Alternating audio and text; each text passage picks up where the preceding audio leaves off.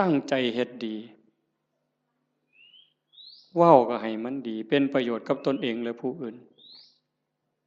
อันไหนสิเป็นประโยชน์กับโลกกับสังคมกับประเทศชาติกับศาสนาทุ่มเทโลด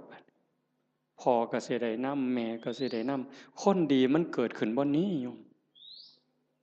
พอมันจะได้พิจารณาเองของมันจากนี่ผ่านไปก็เก่งไปนำอีกเบิดย่ามมีแนวมากระทบตากระทบจิตกระทบกายกระทบใจอิหยังก็แล้วแต่มันก็พากได้สติขึ้นมาปึ๊บน้ำตาขูอยู่ๆนี่มันหยุดจึกโลดเฮ้ยโง่ไปแล้วอันนี้บ่แม่นแล้วภาคความรู้สึกนั้นออกมาเป็นจังซี่เด้ยกจิตออกมาเลยเป็นผู้เบิ่งโอ้มันเป็นเรื่องธรรมดาตัวเกิดแก่เจ็บตายเป็นธรรมดามันก็สิสอนอีกเจ้าสิมาเสียใจหยังตอนนี้